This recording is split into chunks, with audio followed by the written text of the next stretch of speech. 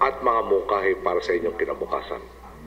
At gaya po ng responsibilidad ko sa inyong mga mahal sa buhay, responsibilidad ko rin kayo. Tungkulin kong siguruhing masusuklian ng tama ang sakripisyo ng inyong mga kaanak. Iyon pa rin po ang panata ko sa inyo. Sa nalalabi kong 17 buwan sa pwesto, ginagawa ko na at gagawin ko pa ang lahat ng nararapat para tiyaking nasa maayos ang inyong kalagayan. Ako ang ama ng bayan at 44 sa aking mga anak ang nasawi. Hindi na sila maibabalik. Nangyari ang trahedya sa ilalim ng aking panunungkulan. Dadalhin ko po hanggang sa huling mga araw ko ang pangyayaring ito. Responsibilidad ko po sila. Kasama ang buong puwersa ng SAP sa operasyong ito, pati na ang mga nagligtas sa kanila na nalagay din sa panganib ang buhay. Ang mga teroristang tulad ni Marwan at Usman ay walang pakundangan at walang konsensyang pumapatay ng mga inosente. Kaya sadyang mapanganib ang tugisin sila. International terrorist po itong si Marwan, na matagal nang pinaghahanap, hindi lang natin kundi pati na ibang bansa. Hindi natin inaasahan na para silang maamong tupa, basta na lang sasama kapag pinakitaan mo ng warat. Sa mga operasyong inuulat sa atin, parati natin binabalikan ang mga leksyon o aral na dala nito, lalo na kung tayo'y nalalagasan ng tropa. Kaya nga po, patuloy ang pagtatanong ko. Mayroon pa bang maaaring nagawa para naiwasan sana ang trahedya? 2002 pa po, wanted na sina Marwan at Usman. Marami ng operasyon para tugisin sila.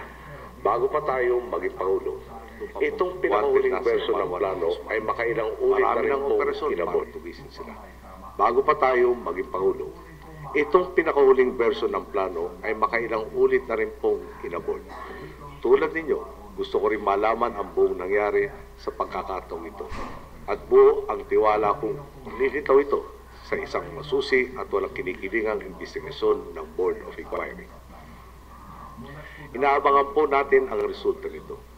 Pero bilang Pangulo, kasama po sa aking responsibilidad ang matukoy ngayon na ang mga nangyaring mali upang maitama agad ito.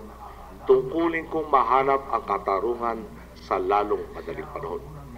Dahil nga po dito, nagsagwa ako ng sariling pagsisiyasat at panayam sa mga kasama sa operasyon ito. Malinaw pong lumalabas. Malayo na ang sitwasyong dinatnan ng mga tropa sa inasahan sa plano. Mulat po dapat dito ang commander ng operasyon, lalo pat matagal siyang nakadestino sa Mindanao. Inaasahan sa kanya ang tinatawag na situational awareness. Bilang commander, siya ang nakakaalam ng kabuuang plano at sa mga panganib na dala nito. Siya ang unang nakakaalam kung naipapatupad ito ng tama. Alam niya dapat ang nangyayari sa bawat sandali. Sa ating pag-aaral sa talagang nangyari, dahil nga malaki na ang pinagbago ng sitwasyong dinatnan sa inaasahan sa plano, may di bababa sa 3 pagkakataon kung kailan maaaring inabort o pinagpaliban ang operasyon o di kaya binago ng gusto ang plano. Tumindi pa ang pangangailangan gawing iyon dahil alam niyang walang koordinasyon sa inaasahang ayuda at manipis kung mayroon man ang may tutulong ng sandatang lakas dahil walang sapat na panahon na makapaganda. Bakit nangyari? Bakit itinuloy ang misyong gayong napakalis na ito sa orihinal na plano at napakalaking peligro na ang kinakaharap ng ating mga tropa? Iyan po at marami pang iba ang mga tanong na buwabagabag sa aking isip. Magkakaroon po ng pagkakataon ang dating SAC Commander na ipaliwanag ang mga ito sa kanyang pagharap sa kinauukulan. Naging malaking bahagi din po ng layunin nating tugisin sina Marwan at Usman ay ang papel ni General Alan Purisma. Marami siyang inambag sa mahabang proseso at maraming operasyon na pinlano para dito. Hindi rin naman po lingid sa kaalaman ng publiko na mahaba ang aming pinagdaanan. Noong pong kudeta, o in-attempted kudeta ng 1987, panatagal loob ko bago kami na-ambush na may sapat na kakayahan ang aming security personnel. Dahil nga po, halos naubos ang mga kasamahan ko. Nayanig ang aking kumpiyansa. Si Alan Purisma po ang nag-design, nagpatupad, nag-train sa amin sa isang modified VIP protection course. Malaki ang naitulong nito sa panunumbalik ng aking kumpiyansa. Mula noon hanggang ngayon, marami kaming pinagdaanan. Kasama ko siya sa pagiging pagtagali sa mga makapangyarihang interes na maaari kami ipahama. Noong mga panahong bahagi ako ng oposisyon, bagamat peligroso sa kanyang karera ang pagiging malapit sa akin, hindi po ako iniwan ni Alan. Kaya nga po, siguro naman ay maintindihan ninyo kung bakit masakit para sa akin na aalis siya sa serbisyo sa ilalim ng ganitong pagkakataon. Tinatanggap ko po, effective immediately, ang resignation ni General Purisima at nagpapasalamat ako sa mahabang panahon na kanyang paglilingkod bago mangyari ang trahedyang ito. Tinitiyak ko naman po sa inyo, ginagawa natin ang lahat para malaman ang buong katotohanan. Anumang mabubuong ulat ay magbibigay sa atin ng mahalagang aral upang masigurong hindi na maulit pa ang trahedyang ito. Magkakaroon ng mga pagbabago. Ginagampanan ko at gagampanan ko pa ang aking mga tungkulin. Kailangan ibangon muli ang moral ng mga tropa ng Special Action Force. Kailangan maibalik ang kanilang kalagayan bilang isang fully operational unit. Bagamat may gustong gumawa ng hidwaan sa pagitan ng AFP at PNP, titiyakin natin hindi sila magtatagumpay.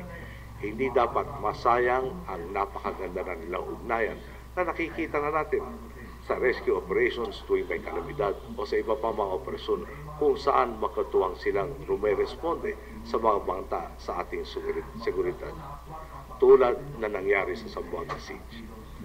Alalahanin po natin, hindi pa tapos ang ating trabaho, malaya pa si Usman. Sa mga kasapi at liderato ng MILF, mula pa noong umpisa, tinuturing ko kayo bilang mga kapatid sa paghahagad ng kapayapaan. At hanggang ngayon, umaasa ako na tutulong kayo na hanapin ang hustisya. Kailangan panagutin ang lahat ng may sala, lalo na kung totoong may mga sugatan at hindi makalaban na tuluyan pa rin pinatay. Magandang unang hakbang ang pagkilos ng BIFF. Ukol naman kay Usman, nais ko ipahayag kung nasa loob siya ng inyong teritoryo o nasa ilalim siya ng pangangalaga ng sino man sa inyo, inaasahan kong isusuko niyo siya sa mga otoridad. Kung hindi, ay gawin ang lahat upang tumulong sa pagtakip sa kanya. At kung hindi pa rin maaari ito, ay huwag makialam sa aming pag-uusig kay Usman. Magsilbi sana itong babala at paalala. Huhulihin namin si Usman. Anuman ang maging desisyon ninyo. Sino man ang kumukumpok sa kanya at saan man siya nagtatago. Walang dapat magduda. Magkatuwang ang adhikain natin para sa kapayapaan at katarungan. Sa mga naliligaw naman ng landas na magtatangka pang hubadlang sa pagtugis namin kay Usman, tandaanan ninyo, estado ang kalaban ninyo at sasagasaan namin kayo. Sa mga miyembro ng ating uniformadong hanay, kasama ninyo kami sa harap, tabi o likod man kung saan ninyo kami kailangan. Anumang hihilingin sa inyo, handa kaming gawin ito kasama ninyo. Sinisiguro ko sa inyo, hindi kayo nag-iisa. Muli po, sa mga pamilya na nasawing kasapi ng SAF, walang salitang sasapat upang ibsan ang sakit ng nawalan. Sa bawat isa sa inyo at sa bawat isang nalalagay sa peligro ang buhay, tulad ng sinabi sa amin ng bayang Pilipino nung kami naulila, sinasabi ko sa inyo ngayon, hindi rin kayo nag-iisa. Sa lahat po ng nakikisanib sa atin sa paghahagad na kapayapaan, desidido kaming ituloy ang laban. At gusto ko rin naman pong sabihin sa mga umaharang sa ating adhikain, lalo na ang mga gumagamit ng dahas.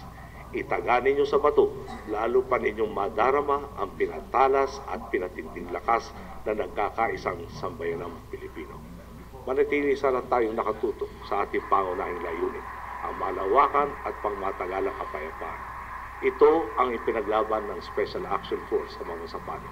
Ito ang patuloy na ipinaglalaban ng bawat disenteng Pilipinong gustong mag-iwan ng mas magandang kinabukasan para sa mga susunod na henerasyon.